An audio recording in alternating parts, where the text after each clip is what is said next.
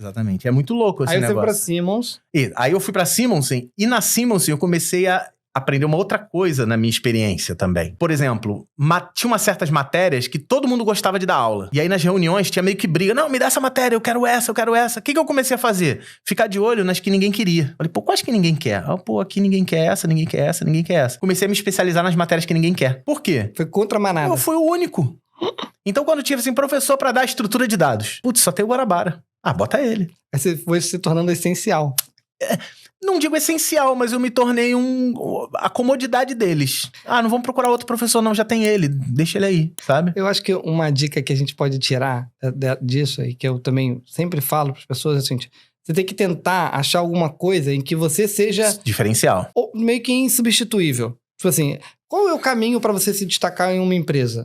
Fala, cara, faça alguma coisa. Porque normalmente quando você começa a trabalhar, o que as pessoas esperam? Esperando que você cumpra, pega esse copo e traz até aqui.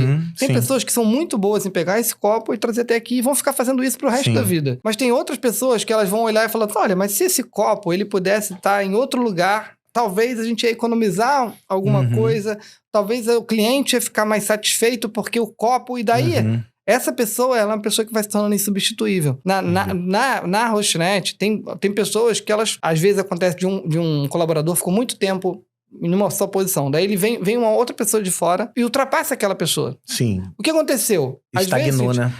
E aí pode parecer assim, por isso que eu falo que a gente, às vezes, o profissional às vezes espera a justiça da empresa. A justiça da empresa, às vezes, é uma justiça que você não tá vendo. Então, eu não tô dizendo que não tem injustiça, pode até ter injustiça, mas aqui eu tô querendo dizer o seguinte: para você que tá trabalhando, você tem que tentar achar alguma coisa assim.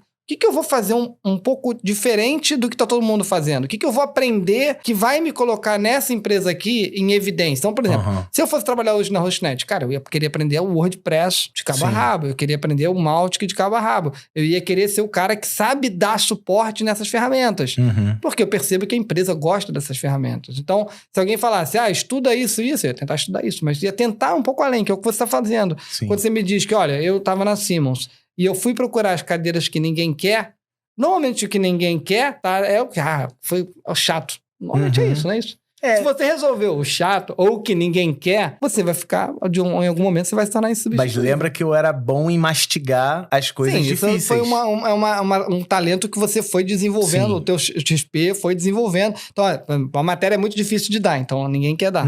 Aí você foi lá, mastigou a matéria. Isso aí, eu me especializei nisso. Acho que é muito importante para quem está desenvolvendo uma carreira buscar onde que eu vou me encaixar. Tem uma pessoa que eu sigo que chama o Baster, e ele fala muito, sai da manada. Tá todo mundo para aquele caminho. Você vai fazer igual todo mundo. Todo mundo tá indo por um motivo. É provável que aquele motivo seja um motivo real. Mas se você conseguir, como você falou, eu fui pro outro lado aqui. Eu fui porque pra mim foi tranquilo perceber que eu comecei a ganhar todas as turmas. Porque ninguém brigava comigo. Porque ninguém queria aquela matéria. Então, manda pra ele. Aprendi muito com isso. Em relação à tua frase aí de se tornar insubstituível, eu sempre falo isso pros meus alunos. Ninguém é insubstituível. Eu não tô falando que é insubstituível, mas eu tô dizendo assim, tem pessoas que adquirem uma XP dentro de uma empresa, que é um profissional que você não consegue mandar ele embora. Olha que eu já consegui. Não tô dizendo que você não consegue. Você consegue. Mas é o seguinte, são pessoas que, assim, se ele tiver tudo certo, você não vai querer mandar ele de jeito nenhum. E se essa pessoa chegar e dizer pra você ainda, olha, eu vou sair da empresa porque eu tive uma oportunidade, você fala, caraca, esse vai dar trabalho. Vou dizer o seguinte, você tem 2 editores sêniores. É o Michel e o Yuri. E o Igor. Se os 2 chegarem pra você, ou se um chegar pra falar, vou trabalhar no Studio Flow.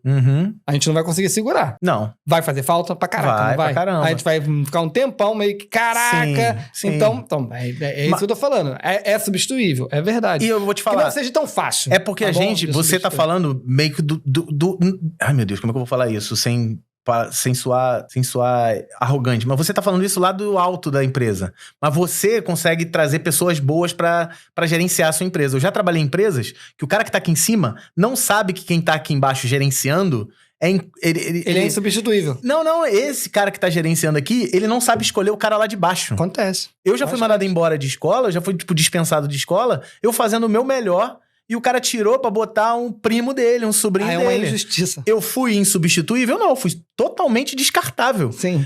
Mas aí você não ia dar uma boa aula, o aluno dele ia perder. Ele tava pouco se lixando com isso. Primeiro porque a renda da escola não depende dele. Verdade. Entendeu? Quem tá no meio, a galera da gestão lá em cima, não tá nem sabendo o que tá acontecendo lá embaixo, entendeu? Então eu sempre falo pros meus alunos, foi uma lição que, talvez por conta dessa mágoa que eu tive de ser tirado por conta disso, mas eu já vi muita gente incompetente entrando no lugar de pessoas que seriam, entre aspas, insubstituíveis, só porque é um amigo, só porque é... Pode acontecer. Isso pode acontecer. Não, tá? eu não tô falando da injustiça. A injustiça sempre ocorre. Sempre ocorre, é ótimo, né? Mas não deveria, mas ela ocorre, é natural, é normal ter injustiça. O mundo não é justo, né? O mundo é injusto, né? Por princípio.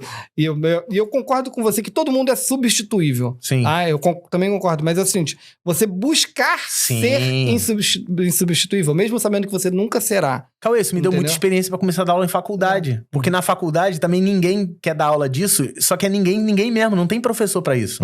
E eu comecei a dar aula nessas matérias. Então, e uma dessas matérias que ninguém queria, chamava tópicos especiais. Sabe o que era essa matéria? O professor decidiria que matéria daria. Mas tinha que ser uma matéria muito legal, porque o coordenador era muito bom. E aí o que eu comecei a dar aula? PHP. Quando ninguém dava aula de PHP. Isso em 1996. Por quê? Foi a linguagem que eu aprendi lá no laboratório e que... Caraca, você deu muita sorte também de ter começado com PHP, uma linguagem muito boa pra começar, né? Maneiríssima. Com a web explodindo. A web começando a crescer. E aí virou uma parada assim, tipo... Todo mundo queria a aula de PHP, sabe? Até unidades que não tinham aula de PHP. Eu acho que antes do PHP, o ASP ainda deu uma propagada. Sim, eu trabalhei com ASP um tempo. E depois o PHP tomou todo o espaço e foi comendo o espaço da aplicação web. Até vir o mundo de hoje, que já é outra coisa, mas o PHP ainda é muito forte. Curso em vídeo, porque se tiver escrito, quase ninguém vai ler. Acompanhe o nosso canal do YouTube com vários vídeos toda semana.